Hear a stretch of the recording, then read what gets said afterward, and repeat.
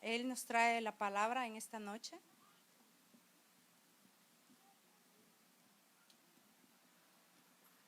Que Dios les bendiga, hermanos, en esta noche. Estamos contentos y agradecidos con el Señor porque Él siempre es bueno. Amén. Gloria al Señor. Primeramente quiero darle la bienvenida a todos los amigos que nos visitan. Yo sé que ahí está un amigo que por primera vez viene. Sean bienvenidos. Siempre decimos que si usted ha venido por primera vez a esta iglesia, usted ha llegado a su casa. Usted está en su casa. También esta pareja que está aquí, sea bienvenida en el nombre poderoso de Jesús. Mano Noé, sea bienvenido también en el nombre poderoso de Jesús. También aquí hay otras personas. Sean bienvenidos a la casa del Señor. Nos sentimos contentos, hermanos, porque tengo el privilegio de tener al doctor Pablo Jiménez y a su esposa. Y quiero decirles, hermanos, de que mi hermano, el doctor Pablo Jiménez, es el decano del seminario Gordon Conwell. Y así que cuando ustedes ya pues quieran ir, pues también ahí pueden hacerse la maestría, pueden hacer también el doctorado, como sea, ahí en el Gordon Conwell. Es lo mejor que podamos tener alrededor de aquí.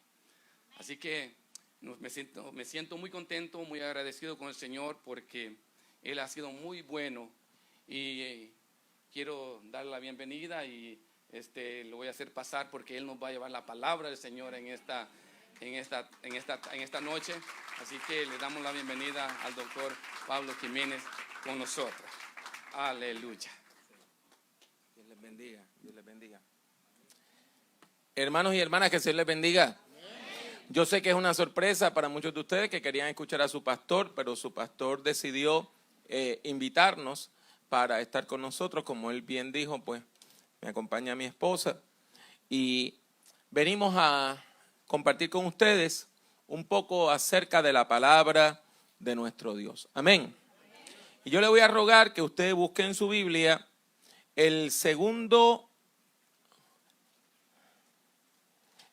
primer capítulo de la el primer capítulo del Evangelio según San Marcos. El primer capítulo del Evangelio según San Marcos. Y vamos a meditar en los versículos 21 al 28. Marcos 1, del 21 al 28.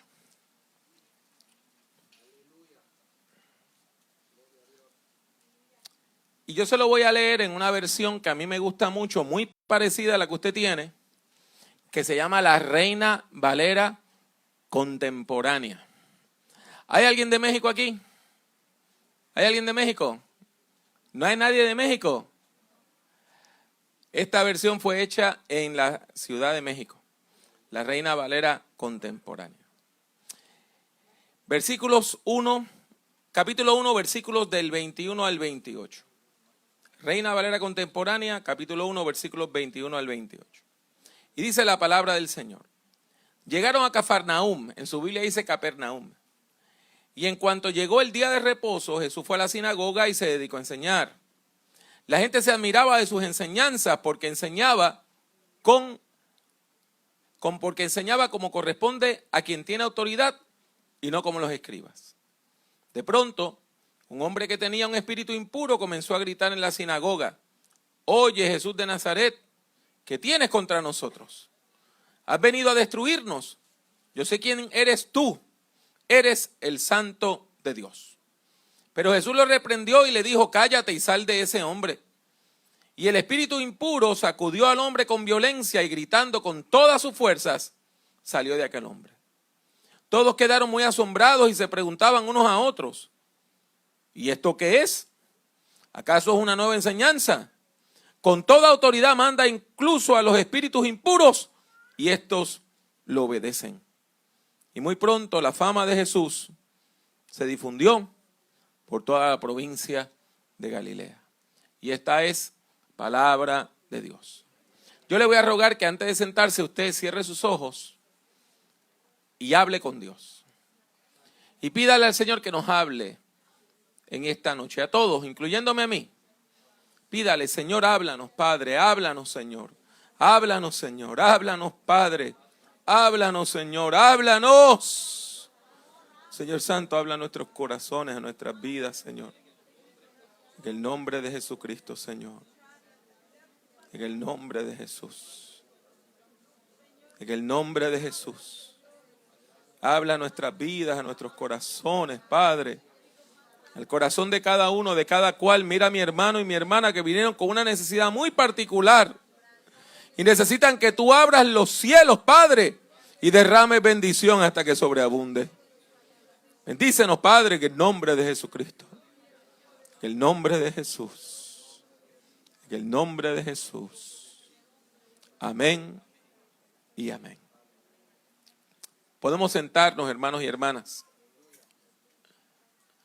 Cuando usted abre su Biblia y va al Evangelio según San Marcos, usted encuentra una historia bien interesante, y es la historia de Jesús. En el Nuevo Testamento la historia de Jesús se relata en 4 ocasiones. 4 personas, claro está, rodeadas de una comunidad de fe, escribieron la historia de Jesús. Y aunque es la misma historia, cada una tiene un sabor distinto. Porque si 4 de nosotros vemos el mismo suceso, cada uno lo va a contar de una manera un poquito distinta, ¿verdad? Tenemos el Evangelio según San Mateo, que nos habla de la infancia de Jesús. Y nos habla de que llegaron unos sabios que venían de muy lejos.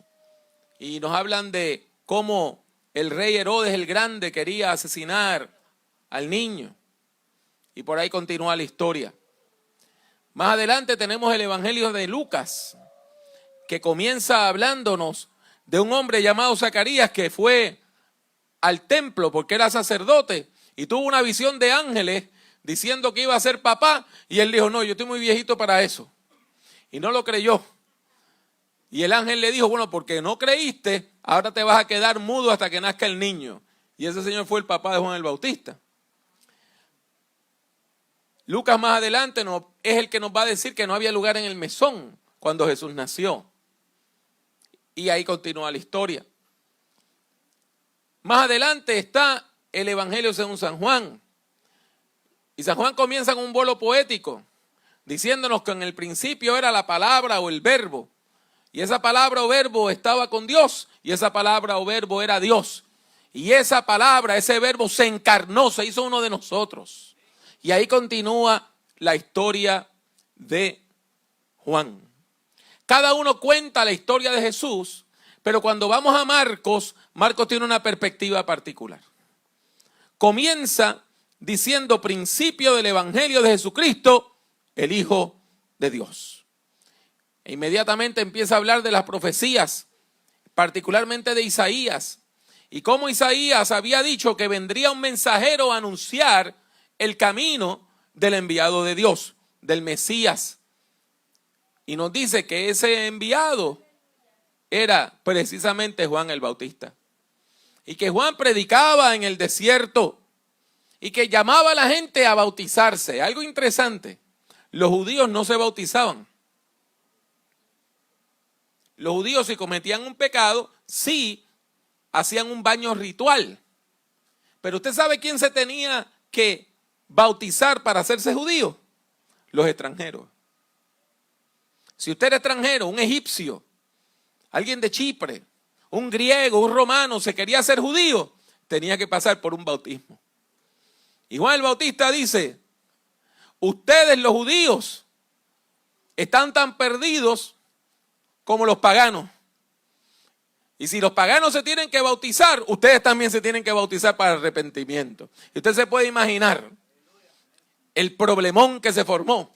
Porque ellos decían, no. Nosotros somos los hijos de la promesa. Somos los hijos de Abraham. No tenemos que hacer ese ritual. Y Juan el Bautista le decía, bueno, Dios puede levantar hijos de Abraham de una piedra. Y estando en medio de esa controversia, aparece Jesús. Y Jesús entonces es bautizado. Y cuando Jesús es bautizado ocurre un milagro y se manifiesta el Espíritu Santo en la forma de una paloma que desciende sobre él. Inmediatamente Jesús se va al desierto en un periodo de preparación. ¿Y cuánto duran los periodos de preparación en la Biblia? ¿Cuál es el número de los periodos de preparación? 40. Por eso Moisés estuvo 40 días en el Sinaí, en el monte Horeb, y el pueblo estuvo 40 días en la peregrinación, y Elías estuvo 40 días caminando, y Jesús estuvo 40 días siendo tentado. Y cuando baja comienza su ministerio, y dice: el tiempo se ha cumplido, el reino de Dios se ha acercado, arrepiéntanse y crean en el evangelio. Pero noten que él todavía no ha hecho nada. Está anunciando de que Dios viene, Dios viene, Dios viene, Dios se está acercando, el reino de Dios viene, pero todavía no ha hecho nada. Es difícil creer cuando no se nos dan pruebas. ¿Verdad que sí? Después que uno ve pruebas, cualquiera cree. Pero creer por fe es mucho más difícil. Aún así, Jesús se acerca a 4 hombres que eran pescadores. La Biblia nos dice que eran codueños de una barca. Tenían un pequeño negocio, eran codueños de una barca. Ahí estaban Juan y Jacobo, los hijos de Zebedeo, que eran primos de Jesús, y Simón y Andrés, que eran hermanos. Y ese Simón es el que conocemos como Pedro. Así que Jesús ahora tiene 4 seguidores, pero todavía no ha hecho ninguna prueba. Todavía no ha hecho ningún milagro, todavía no ha hecho ninguna sanidad. Y teniendo esos 4 seguidores, va a la ciudad donde Jesús vivía. Jesús vivía en una ciudad alrededor del mar de Galilea que se llamaba Capernaum. También se puede pronunciar como Cafarnaum. Y usted puede ir hoy, están las ruinas de Capernaum. Y usted puede ir y ver esas ruinas y ver que está ahí a la par, al ladito de ese gran lago que se llama el Kineret en hebreo, el mar de Galilea. Y dice que Jesús llega a Capernaum y llega el sábado, que era el día de reposo, donde hay culto en la sinagoga judía. ¿Verdad que sí? Y en la sinagoga judía no es como en las iglesias nuestras, que quien va a hablar es el pastor, la pastora, una persona invitada.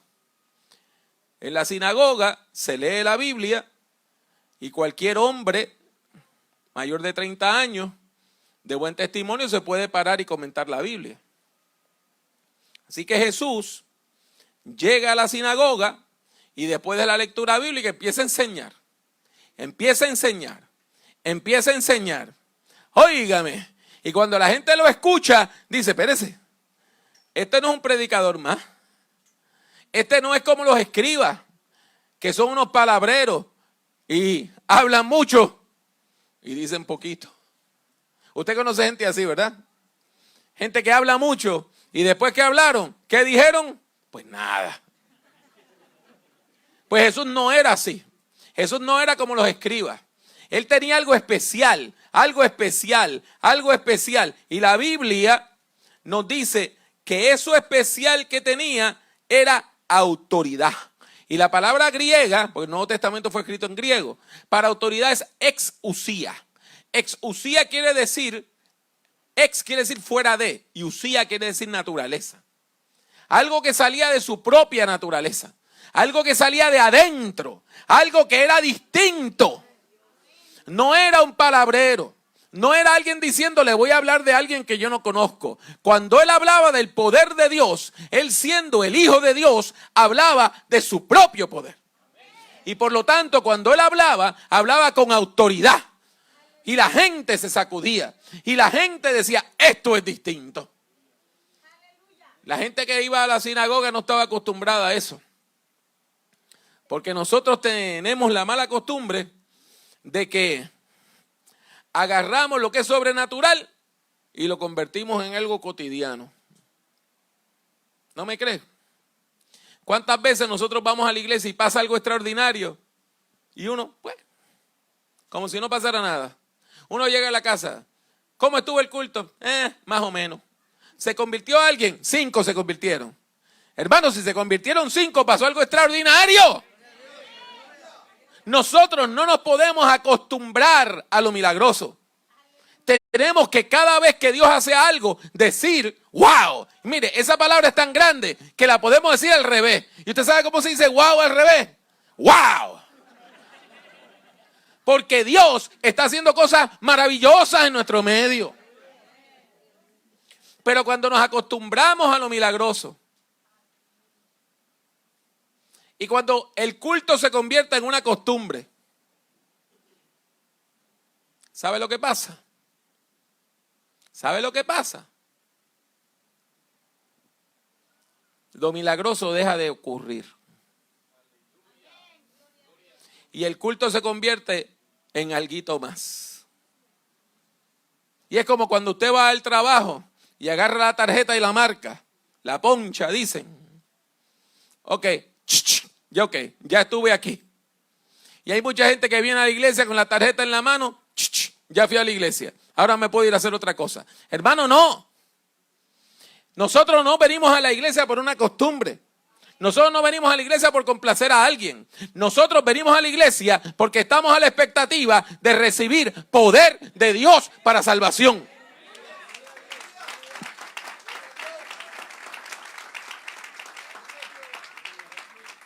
Y Jesús no venía a la sinagoga a perder el tiempo.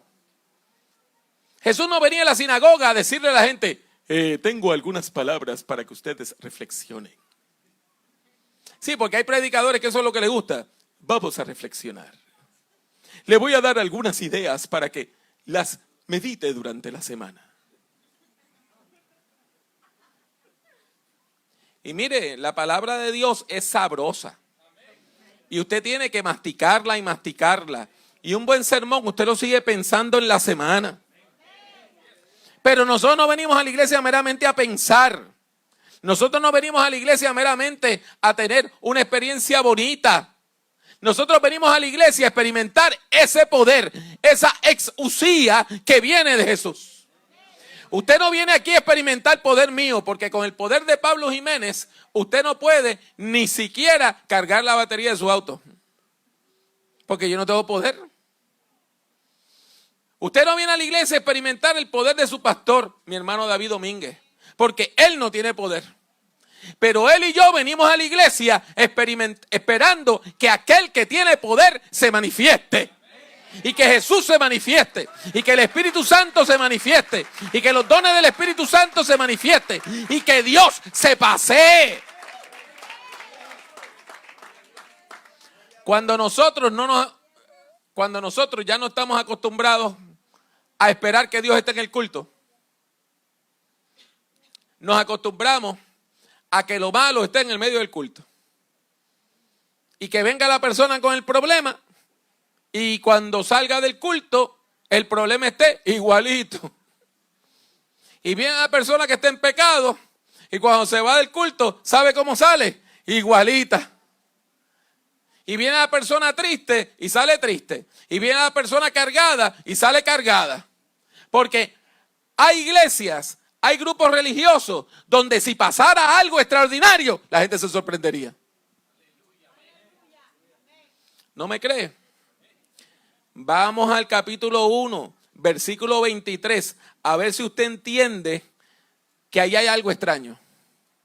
Dice la palabra del Señor, se lo estoy leyendo en Reina Valera Contemporánea. De pronto, un hombre que tenía un espíritu impuro comenzó a gritar en la sinagoga. ¿Usted no nota algo extraño ahí? La sinagoga no se supone que es la casa de culto. Sinagoga en hebreo, Beth HaKnesset, la casa de la congregación. Es la casa donde se congrega el pueblo de Dios. La casa donde el pueblo de Dios está adorando. Donde el pueblo de Dios está alabando. Donde se manifiesta el poder de Dios. Y en la sinagoga hay un endemoniado tranquilito. A lo mejor era miembro de hace muchos años. Y el hombre venía con su demonio y salía con su demonio. Y como no había poder de Dios en la predicación, y como no había poder de Dios en el culto, Y como no se estaba manifestando esa autoridad de Dios, el demonio iba y venía tranquilo, sin miedo a que nadie lo sacara. Pero ese día había poder, porque quien estaba en la sinagoga no era un rabino cualquiera. El que estaba en la sinagoga era Jesucristo, Jesús de Nazaret, el Hijo de Dios, el Hijo del hombre, el que hace milagros, el que libera, el que vence la muerte, el que rompe cadenas, el que sana, el buen amigo, el libertador. Y cuando Jesús empieza a enseñar con autoridad, el demonio empieza a quejarse. Va al departamento de quejas y empieza, ¡ay! ¿Qué es esto? Mire, yo llevo aquí años de miembro y nunca nadie me había sacado de aquí, pero no soporto la palabra de autoridad de ese rabino carismático. Hermano, hermana, es crucial, es importante que nuestra iglesia busque el poder de Dios. Busque ese poder de Dios para salvación, de manera que la persona que salga de nuestra iglesia salga transformada. Que el que llegó triste se vaya alegre. Que el que llegó sin esperanza tenga esperanza. Que el que llegó con miedo salga con un espíritu de valentía. Que el que llegó endemoniado salga liberado. Que el que llegó lejos de Dios salga diciendo bendito el nombre del Señor. ¿Y cuál es la queja del demonio? ¿Cuál es la queja del espíritu impuro? Él le dice, oye Jesús. Y no era un espíritu cubano. Oye chiquitico. No era un espíritu cubano.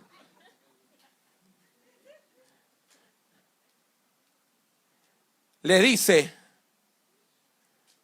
que a nosotros y a ti. Eso es lo que dice en griego.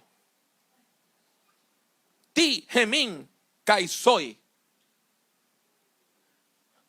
Que a nosotros y a ti. Note que no hay un solo demonio, hay un grupito de demonios ahí, porque se refieren a sí mismo en plural. Como diciendo, ¿qué tú tienes con nosotros? Si nosotros estábamos de lo más tranquilos aquí en el culto. Mientras la gente adoraba. ¿Por qué tú vienes a dañarnos la hora? Mire, yo no sé cómo se dice en su tierra cuando una persona es descarada.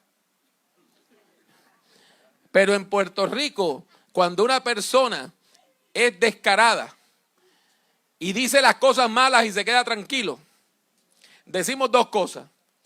Una es que se lava la cara con lechuga porque es un fresco. Y lo otro, en vez de decir que es un cara dura, decimos que tiene fuerza de cara. Mire, qué cara dura, qué fuerza de cara tiene ese demonio. Ese espíritu inmundo, ese grupo de espíritus inmundos que dice, chico, ¿qué tú haces aquí? ¿Y para qué tú viniste aquí? Si nosotros estábamos de lo más tranquilos. Es que Jesús viene a no dejarnos tranquilos. Jesús viene a intranquilizarnos. Por eso hay un momento en el Evangelio que Jesús dice, ¿ustedes creen que yo vine a traer paz? No, yo vine a traer fuego. Eso es lo que vine a traer. Dios no nos va a dejar tranquilos. ¿Recuerda otra historia bíblica? La pesca milagrosa. Lucas 5, del 1 al 11. Después que ocurre el gran milagro y tienen las redes llenas de peces y las redes se están rompiendo, ¿qué le dice Simón Pedro a Jesús? Apártate de mí, déjame tranquilo. ¿Y qué le dice Pedro a Jesús? Lo mismo que el demonio, déjame tranquilo. ¿Cuál es la respuesta de Jesús? No te voy a dejar tranquilo. Al contrario, de ahora en adelante, tú y yo vamos a pescar gente juntos. Dios a usted no le va a dejar tranquilo. Dios no te va a dejar tranquilo. Dios no te va a dejar tranquilo hasta que tú trabajes con esto. Dios no te va a dejar tranquilo hasta que dejes el pecado. Dios no te va a dejar tranquilo hasta que tú vengas a Él. Mire, yo no sé cómo usted recuerda ese tiempo. Cuando ese año antes de mi conversión, yo tenía 14 para 15 años. Yo sentía que todo el mundo se estaba convirtiendo. El tío mío más vicioso se convirtió. Mi orquesta favorita de salsa, Richie Ray, Bobby Cruz, se convierte.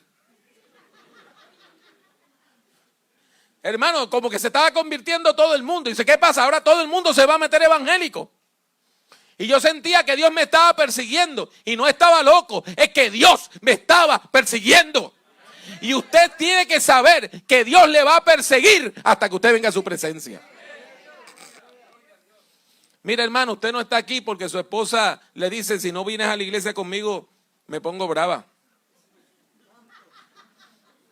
No es su esposa la que se pone brava, es el Espíritu de Dios. Es el Espíritu de Dios que está diciendo, te estoy trayendo para que tengas un cambio en tu vida. Pero vamos a seguir con el texto, el versículo 24. Después que el demonio o el grupo de demonios le hablan a Jesús de manera irresponsable, ¿verdad? De manera irrespetuosa. Oye, chico, ¿qué tú haces aquí? ¿Y para qué tú viniste? El mismo demonio lo contesta. ¿Y qué dice? Yo sé quién tú eres. Eres el Santo de Dios. ¿Y has venido a qué? A destruirnos.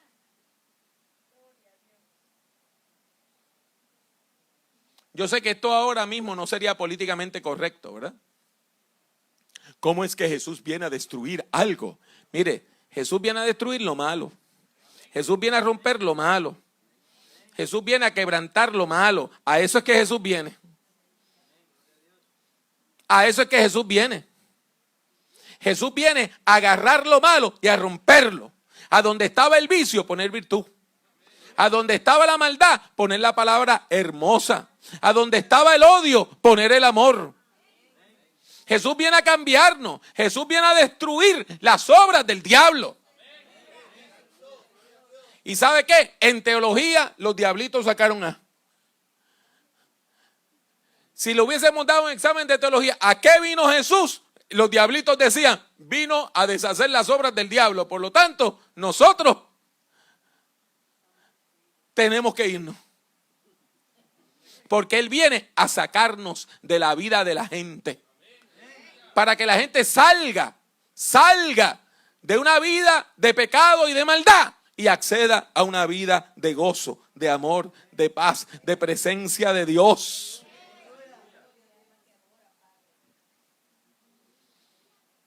Oye, Jesús de Nazaret, ¿qué tienes contra nosotros? ¿Has venido a destruirnos? Yo sé quién eres tú. Eres el Santo de Dios. Pero Jesús lo que hace es que lo reprende. Y le dice, déjate de hablar tontería, cállate y sal de ese hombre. Porque esto no es un debate. Esto no es un debate donde se da tiempo igual, ¿entiende? El debate con la maldad, la lucha contra la maldad, no es una lucha entre iguales. No es que estamos en un debate y dice, hermanos, ahora los demonios tienen 5 minutos y Jesús tiene 5 minutos para responderle a los demonios. Esto no es un debate. Esto es una lucha por la vida. Y nosotros estamos luchando por la vida. Mire, hermano, hermana, no se equivoque. Hay gente llena de maldad allá afuera. ¿O usted cree que el chico que hace una semana entró a Walmart en El Paso con un arma larga y mató a 20 personas, incluyendo niños? ¿Usted cree que estaba lleno del amor de Dios? Mire, hermano, no era 1 ni 2, tenía que tener una legión, porque para usted manejar 600 millas para matar gente y atreverse a matar niños, usted tiene que estar cegado por el mismísimo Satanás. Y esa es nuestra lucha. Esa es nuestra lucha. Porque el diablo se sigue manifestando. Y sigue robando, y sigue matando, y sigue destruyendo. Y la gran pregunta que yo me hago es, si nosotros como iglesia todavía creemos que el poder de Dios se manifiesta. O si sencillamente estamos viniendo aquí de paseo religioso a pasar un ratito con gente que queremos, cantamos un poco, hacemos una de esas oraciones pregrabadas. Usted sabe, usted no ha encontrado alguna vez personas así, como que las oraciones que tienen ya se las tienen memorizadas. Y a veces se confunden y le dice, oren por las ofrendas y dan gracias por los alimentos. Porque es la que tienen pregrabada.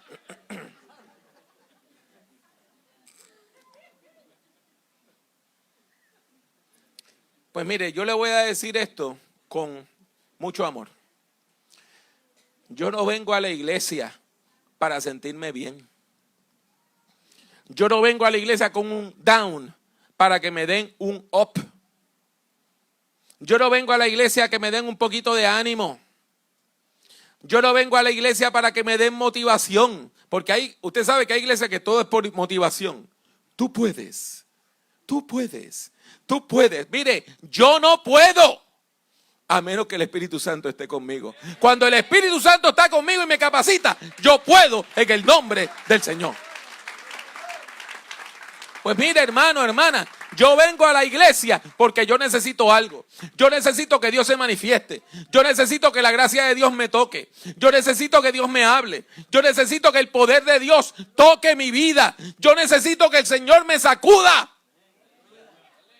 Y yo vengo a la iglesia porque yo sé que Dios quiere hacer algo. No todo lo que acabo de decir, Dios quiere. Dios quiere, Dios quiere, hermana, Dios quiere, hermano, Dios quiere, joven, Dios quiere, anciano, Dios quiere, Dios quiere. Dios quiere transformarnos. Y nosotros tenemos que buscar esa presencia de Dios y ver cómo Dios hace cosas grandes entre nosotros. Mire lo que nos dice el versículo 26. Después que Jesús le dice al demonio que se vaya, el espíritu impuro sacudió al hombre con violencia. Y gritando con todas sus fuerzas, salió de aquel hombre. Esto es una lucha espiritual. Esto no es algo light. Esto no es algo sencillo. Para usted ser liberado, ser liberada, usted tiene que pasar por un proceso. Y ese proceso es duro. Ese proceso es duro. Las personas que hemos tenido vicios y hemos tenido que romper un vicio, eso no se hace en un día. Y el cuerpo se revela. Y cuando usted está acostumbrado a la marihuana y pasa un par de semanas, el cuerpo dice, espérate, ¿y mi cigarro dónde está? Y cuando usted está acostumbrado a tomar cada 2 días o todos los días y usted busca ser sobrio, después de unos cuantos días el cuerpo empieza a temblar y dice, ¿dónde está mi alcohol? Cada uno de nosotros tiene que entender que para ser liberado o liberada hay un proceso y el proceso es duro. La gran pregunta es si nosotros estamos dispuestos a pasar por ese proceso duro para ser liberados o queremos seguir tranquilitos mientras los demonios se sientan en el culto. Y cuando salimos nos llevamos nuestros demonios por dentro. Hermano, hermana, le digo con autoridad de Dios, la gente no viene a la iglesia a oír buenas ideas. La iglesia no es un club de filosofía donde nosotros vamos a filosofar. Nosotros venimos a la iglesia a experimentar el poder de Dios. Nosotros venimos a la iglesia a experimentar el poder de Dios. Nosotros venimos a la iglesia a experimentar cómo corren ríos de agua viva por nuestro ser. A eso es que venimos. Y yo todavía me sorprendo de que hay gente que como que no comprende eso. Cuando yo estaba pastoreando en Puerto Rico, la iglesia tuvo un momento, una visitación de Dios, y yo le digo a una de las hermanas que trabajaba con nosotros, que era una secretaria voluntaria, le digo, mire, cuando usted sube a ese altar el domingo, es como si corriera electricidad. Y ella, sí, pastor. Pues ese domingo ella estaba de secretaria voluntaria. Alguien llamó y dejó un mensaje para mí. Y ella anota el mensaje en un papelito y empieza a caminar. Y cuando sube al altar, brincó. Y empezó a moverse de lado a lado. Y me dio el papel y salió corriendo. Y yo al final del culto yo le digo, ¿qué te pasó? Me dice, pastor, hay electricidad en ese altar. Eso es lo que te dije. Entonces, ¿por qué te sorprende? ¿Verdad que te había dicho sí? Pero yo pensaba que no. Pues mira, sí. Y tienes que pensar que sí. Este espacio que nosotros tenemos al frente no tiene poder. Si usted se para aquí, aquí no hay poder. El poder es de Dios. Y cuando nosotros hacemos un llamado y usted pasa al frente, este espacio no tiene poder, pero Dios tiene poder. Y ese poder convierte este espacio, que quizá en la semana puede ser otra cosa, que quizá en el pasado fue otra cosa, lo convierte, como decía un amigo mío, en la sala de operaciones de Dios. Y usted llega con su raíz de amargura y viene el cirujano celeste y abre y corta y saca. Y viene la persona endemoniada y el demonio sale. Y viene la persona enferma y empieza a sentir sanidad. Y vemos cómo el Espíritu Santo de Dios sigue obrando y obrando y obrando y obrando cuando nos abrimos a esa presencia santa de Dios. La gran pregunta es cómo vamos a reaccionar a esto. El versículo 27 nos deja bien claro que hubo gente que viéndolo no lo aceptaron. Todos quedaron muy asombrados y se preguntaban unos a otros, ¿y esto qué es? ¿Acaso es una nueva enseñanza? Con toda autoridad manda incluso a los espíritus impuros y todos lo obedecen. Pues déjeme decirle lo que es. Esto no es una nueva enseñanza. Esto no es una nueva enseñanza. Esto es poder de Dios. Eso es lo que es. El mismo poder que operó en la creación, en el capítulo 1 de Génesis. El mismo poder que operó los milagros en el tiempo del diluvio. El mismo poder que operó el llamado de Abraham. El mismo poder que operó la liberación del pueblo de Egipto. El mismo poder que se manifestó cuando el pueblo de Israel conquistó la tierra prometida. El mismo poder que se manifestó ayer es el mismo poder que se manifiesta hoy. Porque Dios es el mismo ayer, hoy y por los siglos.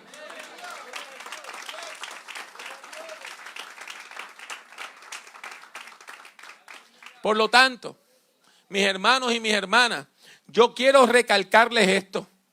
Como iglesia, no podemos perder la dimensión del milagro. La gente necesita vivir en la dimensión del milagro. ¿Acaso Dios va a hacer un milagro siempre? No. No siempre Dios se place de hacer un milagro. ¿Pero Dios puede hacer un milagro siempre? Oh, sí, Dios puede hacerlo. Y nosotros tenemos que venir a la iglesia con esa expectativa, con esa expectativa, con esa expectativa. Un gran amigo empieza a sentir cambios en su voz. Y empieza a sentir que tiene una carraspera que no se le quita. Y que su voz sonaba distinta. Y va al médico. Y el médico le manda a hacer una radiografía. Cuando se hace la radiografía, el radiólogo, con quien él había estudiado de chico, y era su amigo, le dice, mira, estoy bien preocupado. ¿Por qué? Mira lo que hay aquí. Y le enseña que en la radiografía que le hizo, había un tumor de la tiroides. Y que el tumor de la tiroides había roto parte de los cartílagos y había expuesto, estaba exponiendo parte de la garganta, de la tráquea. Peligrosísimo.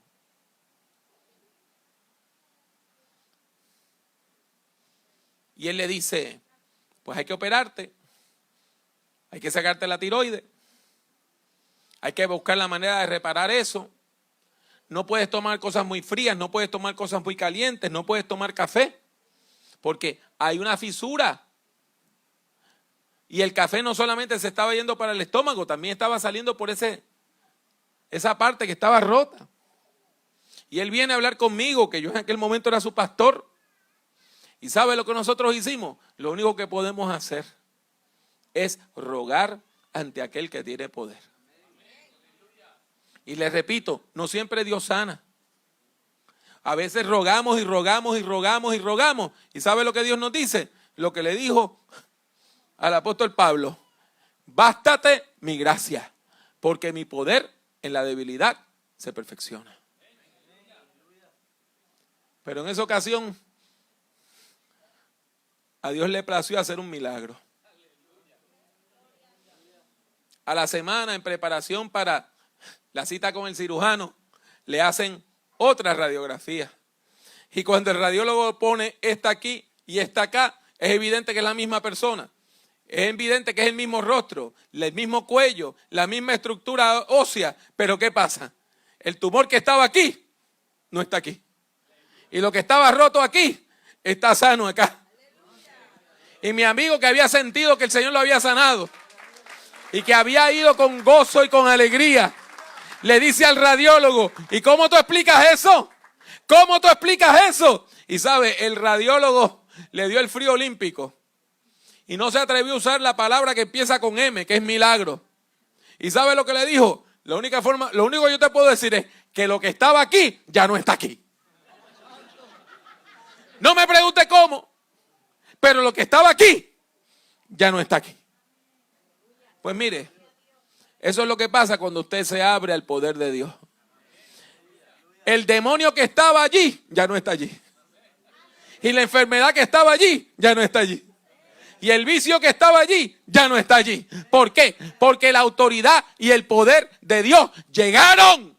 Y cuando Dios llega, el mal tiene que decir: viniste a destruirnos. Y Jesús dice: sí, vine a deshacer las obras del diablo. Yo le voy a pedir ahora que usted cierre sus ojos y medite en la palabra que usted ha escuchado. Cierre sus ojos y medite en la palabra que usted ha escuchado. Y yo le voy a pedir, yo le voy a pedir que usted piense en esta pregunta que yo le voy a hacer. ¿A qué usted vino hoy a la iglesia? ¿A qué usted vino hoy a la iglesia? ¿Usted vino por complacer a alguien? ¿Usted vino para que alguien diga: me vieron en la iglesia? ¿O vino a la iglesia? Pues yo no sé a qué usted vino a la iglesia hoy, pero yo sé a qué Cristo vino a la iglesia hoy. Cristo vino a hacer un milagro de amor en su vida, a cambiar su vida, a tocar su vida. Cristo vino a deshacer las obras de Satanás. El proceso no va a ser fácil. Y a lo mejor usted va a ser como este hombre que tuvo que estar temblando un buen rato y gritando. Pero al final, Dios va a hacer lo que Dios hace. Dios y Padre mío, Dios y Padre nuestro, yo te alabo y te bendigo, Señor. Y yo te doy gracias por tu palabra, una palabra que no merecemos, Padre. Y yo te pido, Señor, en el nombre poderoso de Jesús, Señor, escucha mi oración y la oración de este pueblo. Queremos que sanes, que toques, que transforme, que cambie, Señor. Eso es lo que queremos. Queremos, Padre amante, que tú hagas cosas grandes y lindas. Queremos, Padre amante, que tú hagas cirugía mayor en vidas y corazones. Que salgan personas de aquí con salud física, con salud emocional, con salud espiritual. Que salgan diciendo que vieron al poderoso Hijo de Dios que vino a transformar sus vidas. Haz un milagro en la vida de cada uno, de cada una, en el nombre de Jesús. Espíritu Santo, Espíritu Santo, paséate, Señor. Toca y transforma en el nombre de Jesús. Con los ojos cerrados todavía, yo quiero hacer una pregunta importante. ¿Dios le habló a usted en esta noche? Si Dios le ha hablado a usted en esta noche, yo le voy a pedir que usted venga aquí al altar y reciba una oración pastoral. Nuestro hermano David viene por aquí. Su pastor viene para orar por ustedes. Si usted siente que Dios le habló en esta hora, venga al altar. El altar está abierto. Dios quiere hacer cosas grandes en su vida. Dios quiere responder a su necesidad. No se vaya con ese problema, no se vaya con esa necesidad. Entréguela, póngala al pie de la cruz, al pie de la cruz, al pie de la cruz. Entréguela al pie de la cruz. El Señor quiere hacer un milagro. El Señor quiere hacer un milagro. El Señor quiere hacer un milagro.